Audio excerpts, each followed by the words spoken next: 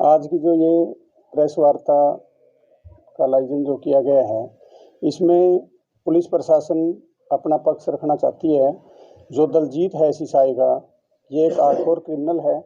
इसके खिलाफ करीब 60 के आसपास केसेस दर्ज हैं और ये पुलिस का हिस्ट्री शीटर भी है। तो अभी पीछे सोशल मीडिया पे इसकी जो वाइफ है अनीता, उसका सोशल मीडिया पे जो अकाउंट है उसके माध्यम से पोस्टें वगैरह और काफ़ी डाली जा रही थी। और एक रोहतास नाम का जो व्यक्ति है, जींद डिस्ट्रिक्ट का रहने वाला, वो इसका संचालन कर रहा था।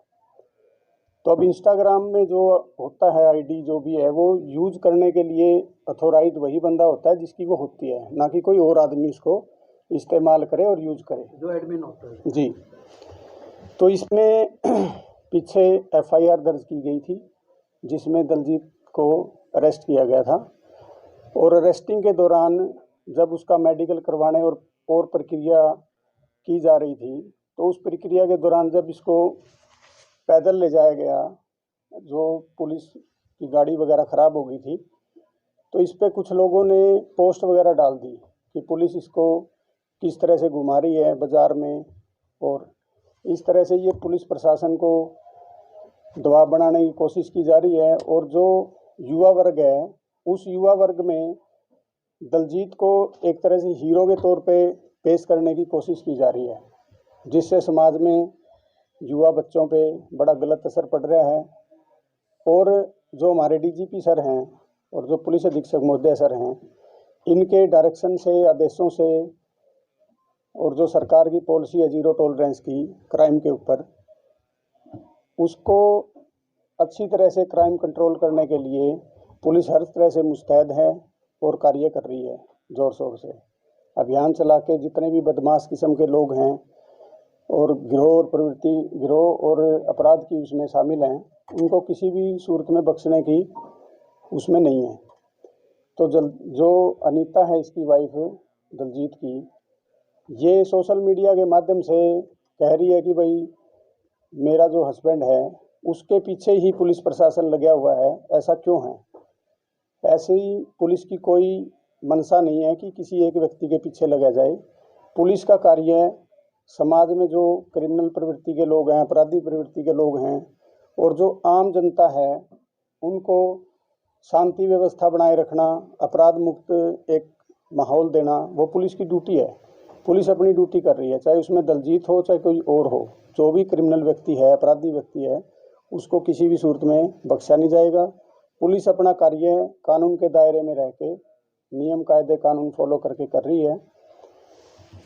इस तरह से किसी आदमी को समाज में अगर हीरो के तौर पे पेश करेंगे, तो जो युवा वर्ग है, युवा वर्ग पे इसका बहुत ज़्यादा गलत इम्पैक्ट पड़ेगा।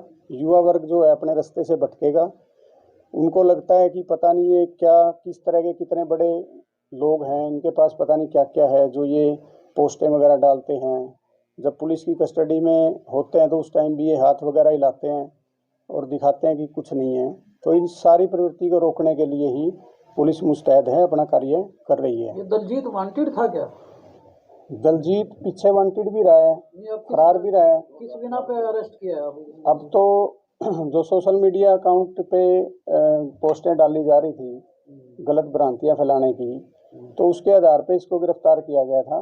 ये सोशल मीडिया के माध्यम से पेड अकाउंट एक तरह से पोस्टें डलवा रहा था और इसके माध्यम से पैसा कमाने के उसमें भी प्रयासरत था। ये पैरोल पे था क्या? नहीं, अभी ये जेल में ही था और जेल के अंदर से भी ये कोशिश करता है। सर, दलजीत की वाइफ ने कहा कि उसके ऊपर सिर्फ 6 मामले दर्ज हैं। दलजीत की वाइफ ने तो कहा, लेकिन मैं तो रिकॉर्ड आपको दिखा सकता हूँ। मेरे पास ऑन रिकॉर्ड चीज़ें हैं। मेरे पास जो अभी सूची है, इसमें 61 केसेज आज के दिन इसके ऊपर रजिस्टर्ड हैं और कुछ केसों में ये सज़ा भी हो रखा है, आजीवन कारावास की इसको सज़ा हो रखी है। और 2-4 बड़े मामले जो है ना उसके वो है। ये प्रोडक्शन वारंट पे लेके आए थे क्या? जी, प्रोडक्शन वारंट पे लेके इसको आए थे। उन्होंने कह रखा कि हाई कोर्ट में जमानत लगा रखी थी।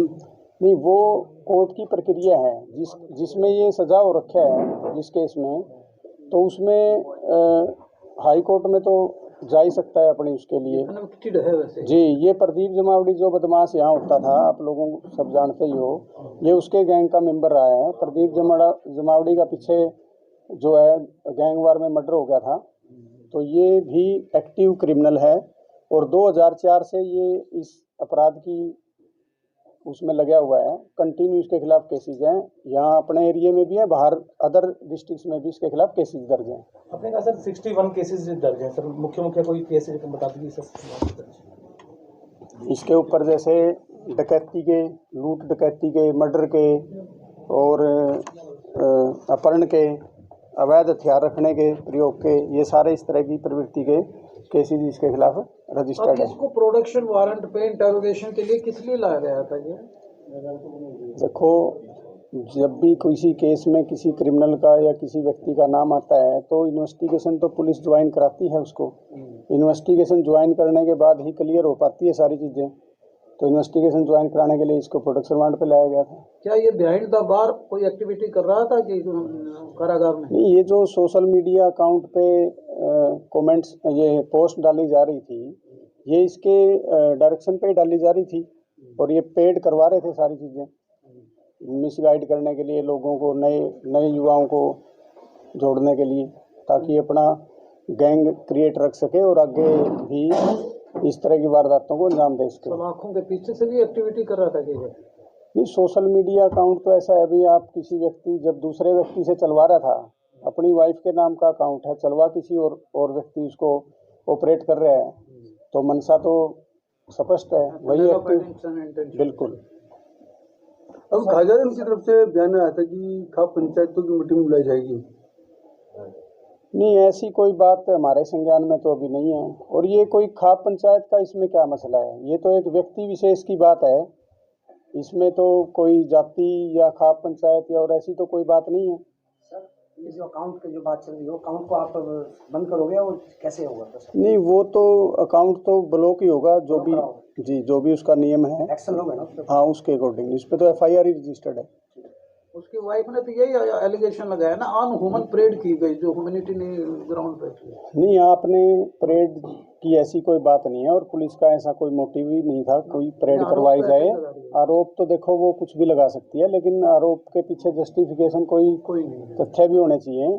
उसके साथ कोई अनह्यूमन, पुलिस ने ऐसी कोई काम उसके साथ नहीं किया। नॉर्मली तो पुलिस ले जाती भी है, लाती भी है, पैदल भी ले जाती है, गाड़ी से भी लेके जाती है, हर तरीके से अपने काम तो जो नियम है उसी के अकॉर्डिंगली हमने काम किया उसमें।